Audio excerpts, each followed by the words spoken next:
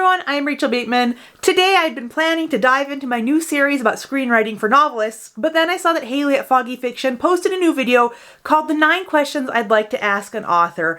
In it, she obviously asks 9 questions to any author out there who would like to answer them, and I figured since I've been away from YouTube for a while and I have a lot of new subscribers that I would go ahead and do this video first as kind of a reintroduction into YouTube. So I'm going to dive right in and just go straight through her questions. Some of these I have already answered in other videos in more depth, so I'll give a bit of an answer here, but if I have another video covering this topic, I will link it down below, so if you are interested and want to know more, you can go ahead and follow those links. So the first question is, what was the moment you thought you were going to give up, and what made you keep going? I actually talked about this a lot in my last video when I announced the sale of Make the Fireflies Dance, and how I had had a stretch of about 3 years after someone else's summer where I just couldn't make myself write a book no matter what I tried, and I did all my normal tricks and tips and just nothing was happening. And while I never actually thought I was going to give up during that time, I did take a step back for a while and stop trying to push it until it came back on its own.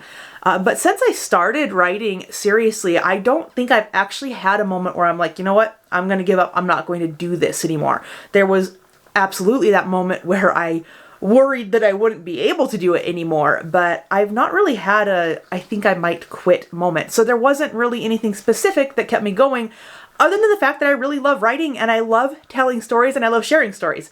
So when it gets hard or when I'm having a rough time, that's what always brings me back, is just the love of the story and coming up with ideas and writing them down and sharing them with people. Question number 2 is, do you find more enjoyment in the drafting process or the editing process? Drafting, for sure. I don't dislike editing. I actually really enjoy editing, but there's just something magical about drafting. I really, really enjoy the discovery of putting the story down for the first time. And it's magical. I know I've already used that word, but I find something really incredible in drafting and just telling the story in its purest form before going back and shining it up and making it pretty and making sure everything makes sense. Just getting it out there is really a wonderful experience. And number 3, what is the scariest part about being an author? I honestly have no idea how to answer this question. Because I don't really find anything about being an author to be scary. Now I do, fears come up sometimes, and I often, or most of the time, don't even recognize when that's happening. I will have to figure out, kind of in retrospect, that, oh yeah, that was fear. That's what was happening there. But you know, the fear that it's not gonna look as good on the screen or on the page as it does in my head, or the fear that people aren't gonna like it, or the fear that it just won't sell, that no one will want it, that does come up. And usually what that looks like for me is procrastination.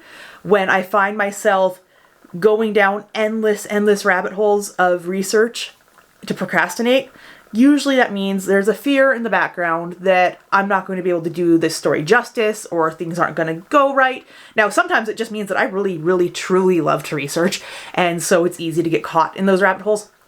But often, if I am procrastinating for whatever reason, if I find myself cleaning my office when I'm supposed to be writing, or doing another project on a designated writing night, and procrastinating in any way, there's some kind of fear that's crept in, whether I recognize it or not, and I need to figure out what that is so I can shuffle it aside and get back to work. But as far as ooh, this was scary, or this, I don't really have that. I've not experienced yet, at least, in this process, anything that I found to be incredibly scary. It's just kind of a joy to be able to do this and to be able to share my stories. And any small fears that come up, I work through them and set them aside. So question number 4. Are you a pantser, a plotter, or a plantser? I am like a hardcore plotter. In fact, hold on. Now, I've shared this before in past videos, but I am such a hardcore plotter that I actually wrote an entire plotting workbook breaking down step by step how I plot my novels before I write them. made this originally in 2018 as part of a NaNoWriMo survival kit that I made that I do every year. And so this is like the updated version for 2021. For my own books, I actually make a mock cover of the book I'm writing and put it on the front. And I print one of these notebooks for every book that I write. And it is 132 pages long.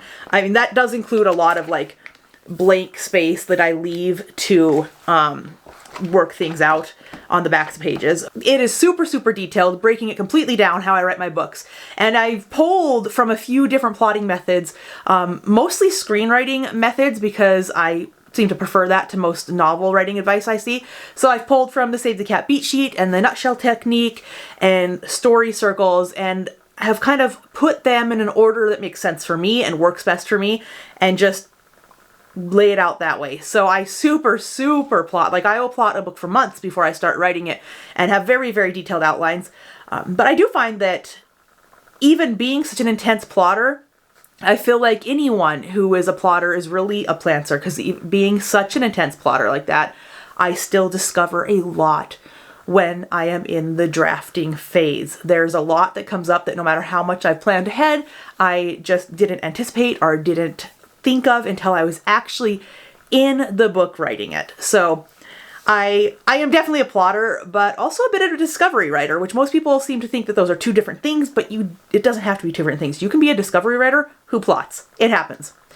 Okay, moving on to question number 5. How many stories had you written or started but never finished before you finally got one published?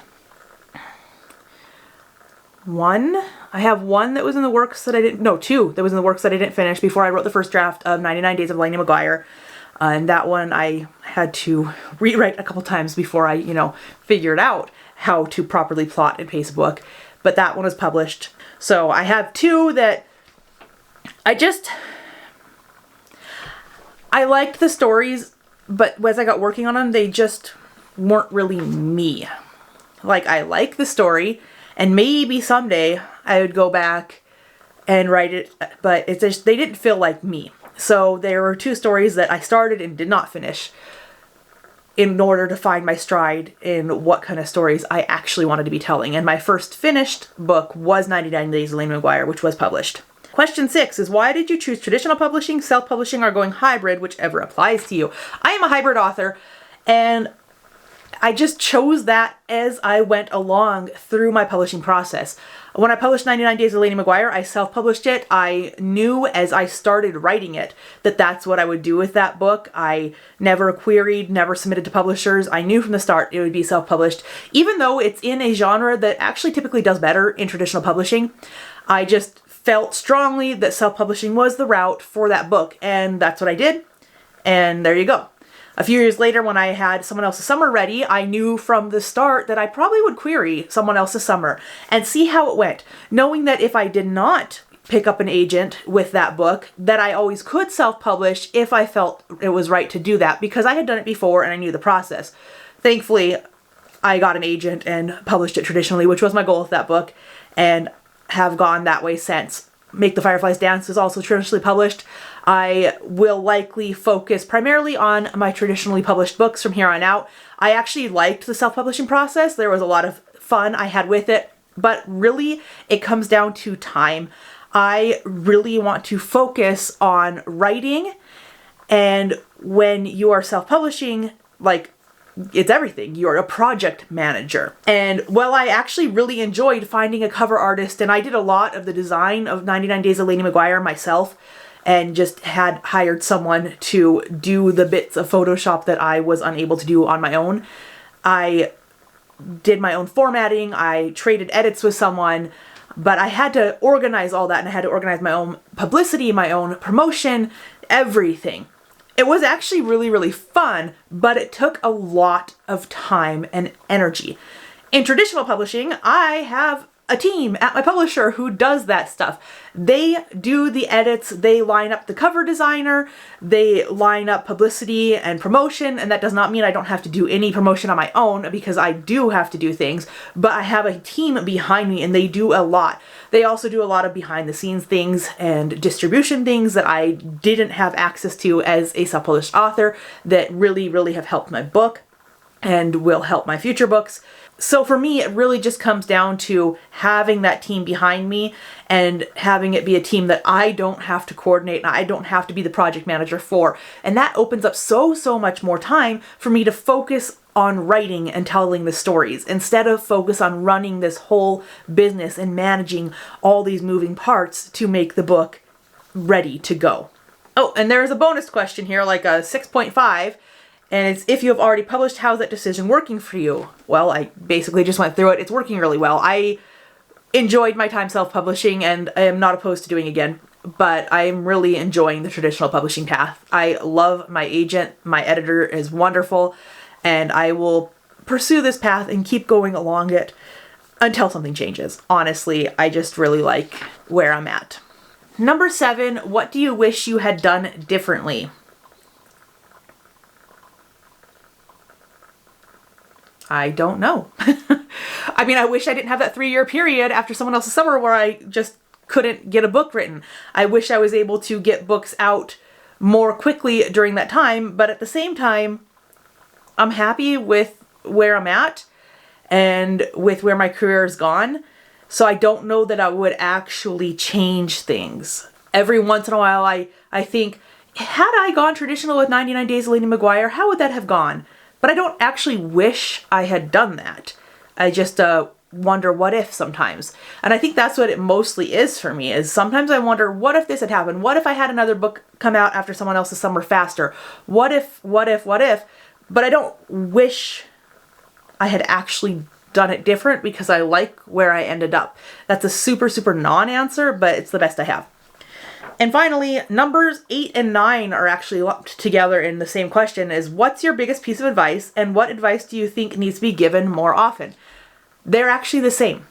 My biggest piece of advice, which is the one I give all the time, but I wish I saw given more often and that I have shared here on this channel many times and I've shared on my Instagram many times, is that motivation doesn't write books, but dedication does. Because what I'm asked most often, or almost most often, is how do you stay motivated to write a whole novel? How do you stay motivated to do this? How do you stay motivated? And my answer is I don't stay motivated. I don't. Motivation comes and goes and I get really excited for a while and then I get kind of lazy and I just don't wanna. And I am never motivated to write an entire book. I get very motivated at the beginning and excited, but the motivation goes away. It always does in anything I do. When I, took up running, I was really motivated at the start and then it kind of sucked for a while and it wasn't very motivating. But you know what gets you through to the end is dedication. When you set yourself out to do a thing and you follow through until the end, you dedicate yourself to doing it, that gets it done. And I feel like if we talked about this more, if this was better understood, we wouldn't spend so much time searching for motivation and searching for that spark that's going to get us going. Instead, we would take what we have at the beginning, the excitement, use it to our advantage, but then dedicate ourselves to following through even when that excitement fades and it gets hard and we just don't really want to. And just keep going until the end, because that's what actually gets books written. Because there comes a time in every book where it gets hard. And it's super easy to think that oh, the writing's not fun right now. Does that mean that it's not what I should be writing, or this book isn't going to be good and this shiny new idea that just came into my head yesterday is what I should actually be working on, and maybe I should stop writing this book and go focus on that one because I'm super motivated about that idea and very excited about it, and that means that it's the right idea, right? It's really easy to get caught in that cycle, and I've talked to authors for years who are caught in that cycle perpetually, where they start a book and they're very excited, and then as soon as the motivation goes away and it starts to actually get difficult, they jump to the next book because they're excited about the next book, which means that that must be the one they should be writing. Except for that's not the case. All it means is that motivation doesn't get books written. And until you dedicate yourself to getting the book finished, you'll continually jump from project to project to project, chasing that motivation and feeling like when it goes away, that means that this book isn't the book you should be writing. So that is my biggest piece of advice, and the advice I wish that we would all share all around to save ourselves and each other from just getting caught in that perpetual cycle of starting but not finishing books. All right, everyone, that is the end of the list of questions. I will be back next week to actually start my new series, Screenwriting for Novelists. I'm super, super excited about it. I hope that it can be helpful for you all, and I will see you back here then.